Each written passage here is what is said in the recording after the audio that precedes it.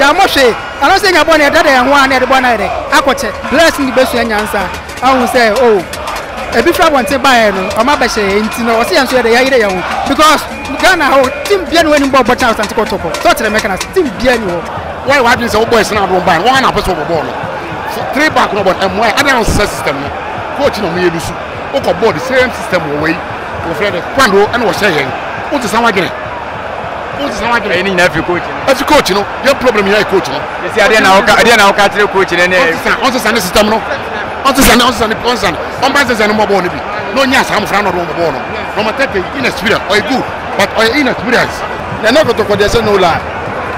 Kotoko, you can never use third division player and second division player and build Kotoko. Ogum na yewe. Now you know one here. And you know one here because you go to second division player and the third division player so over build Kotoko. It may take you more than 5 years and say what build Kotoko. And Kotoko no so you pay resource.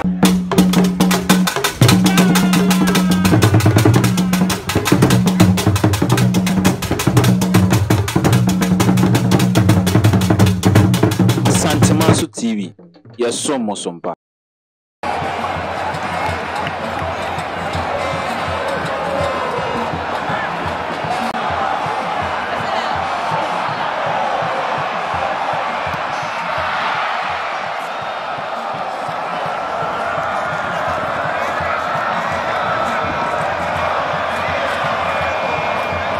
Goal number 2 for ASEC Mimosas, scored by player number 19, Bodele Aka.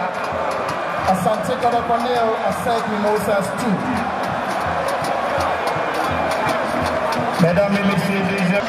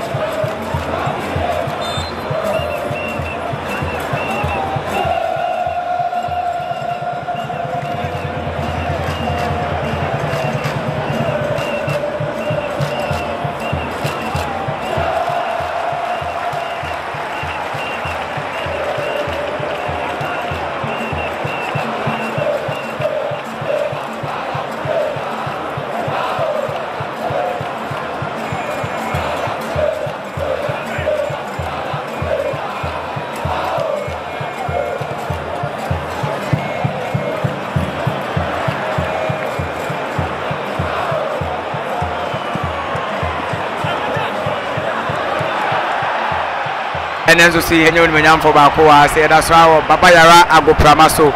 Enya Yoruba kwa Mompini and John Comonfa match between Asante Kotoko and then ASEC Mimosas opening Makwa Asante Masu TV and me first. Clement over the hair ball no win. Oh, one Jana F. But I'm going to Kotoko for no respect my ASEC for no do. Because first I buy a boy, you know, yeah, much a first go fast by can your face. But second half about it changes who send a boy here there also. It was a boy to be so much to say hi or home. I know where my phone Marco Gomo or no now bow into the dangerous all man who come out there born a pursue. So what did I make an say? Because a born or second boy about 30 minutes. More boys on the first half and I can never commit my day. I say who's the coach in and from so on. Oh, from so many and from so many coaching, but the problem in the say players in the first half from go too much. Or so more and get me say go. What did I make an say? First time we say about on target. Yamoshe. I don't think about it and one at the one idea. Aquache. The other and one at one idea. Aquache. Any problem? What you say? Any problem near that and one at the one up Aquache. Yeah, radio. And this is Siano. ASEC if you could have a shot Asante Kotoko. I didn't know what three players in this year for the moment. Oh, I put on wrong, say, team, a young team. And I'm coaching at the Shaba. I mean, say, as time goes on, I think they're coaching about more international match. And I start from saying, say, I'm more born African. When to say, you're not much, but I think it's a test game for us. What you're saying, blessing the best answer. I will say, oh. A bit of one to buy or my best, you know, see, I'm sure they are because Ghana team bien winning Bob Chance and Kotoko. Totally make us team bienno or bienno house for the crowd and from Tunche or bienno. And you know, or my bad said, you are higher, but I'm not going to find a buy. They're too crying because I'm so much more need team Papa Ghana how between us and Kotoko. Abo into a test game, member players and so many more. Next time, your team be more respect, I respect because I'm more and it's a home corner down on my day.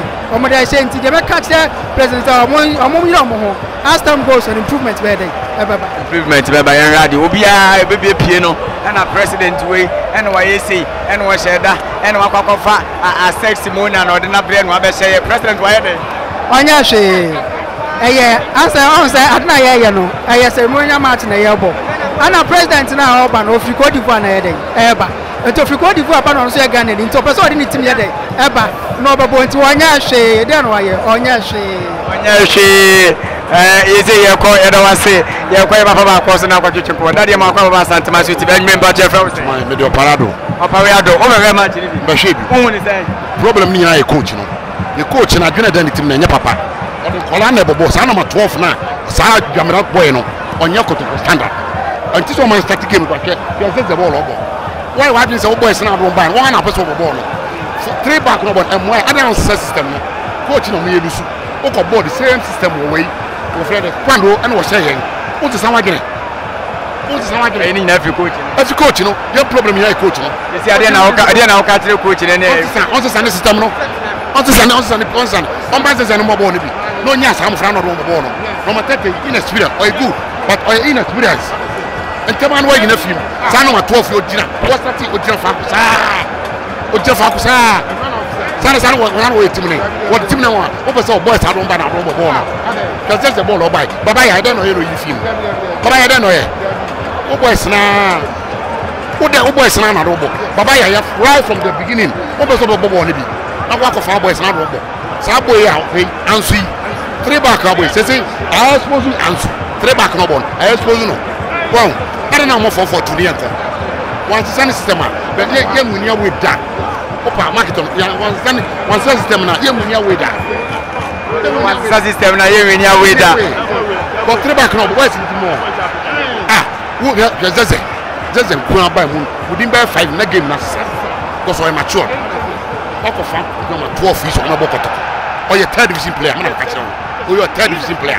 Over man 4 years old, you Kotoko. That's how I know. Anyway, we own it. And I must say, or your 3rd division player. African Oborn. African Oborn. Yes, African Oborn. Yes, woman in the brain. What's the woman in the brain? African match and a Kotoko. Oborn, Asante TV. Babaya, I will promise. Coach, you need to be there. What do you mean, players, you know? Coach, you know, to me, players, you know. What do you mean to share? What do you mean to share? Because, that's why selection the bar second half we who's a team change here Kotoko ne dia na different. Oh tete the end there say tete the end na Kotoko na Kotoko there say no lie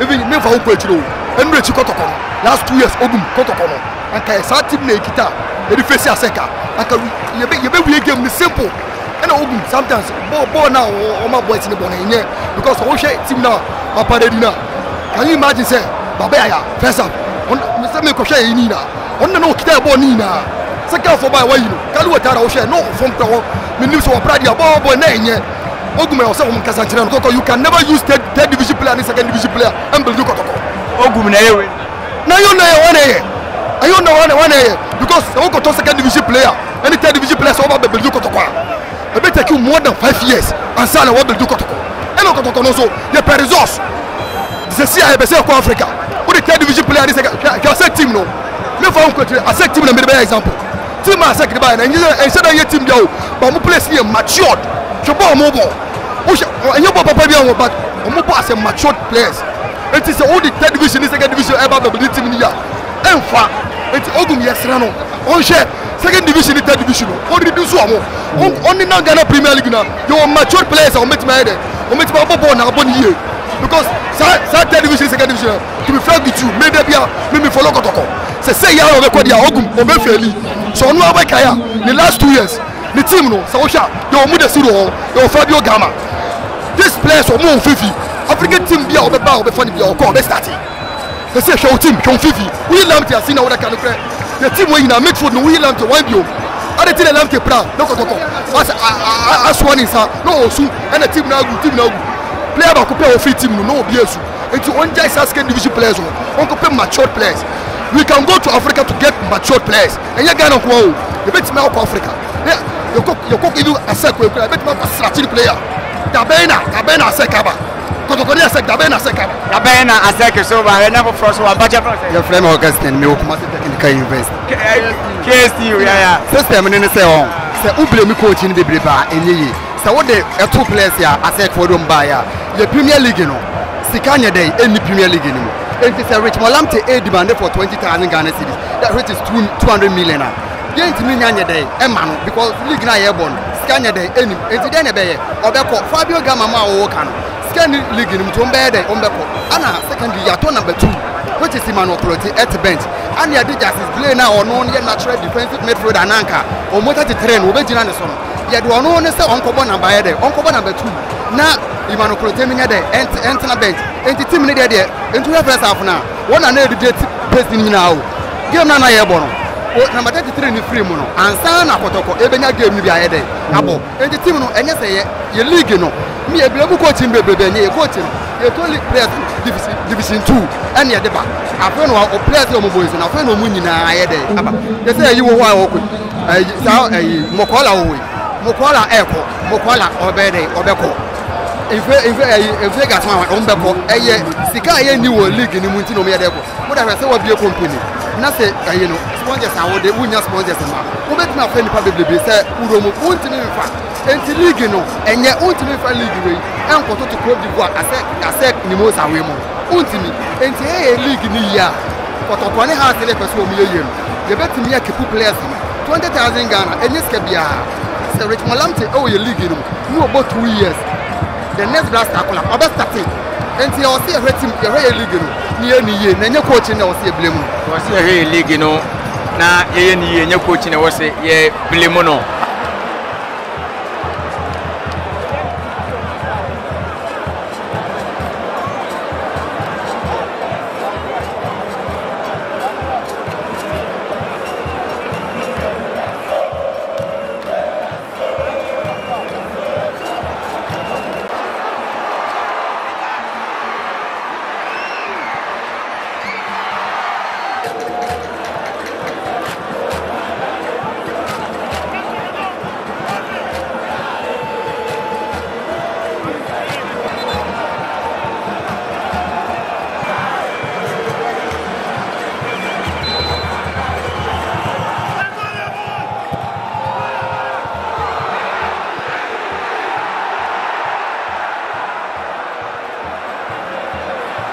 aya Asante Manso TV amamre fie prekope na de ba bia na do gina ye baba yara go prama so ASEC Mimosas ne Kotoko 2-1 Kotoko adintwo koso na Asante Manso TV mama revi so be share dwumadi ni medi ne adua na de she bedi akọ yakra mo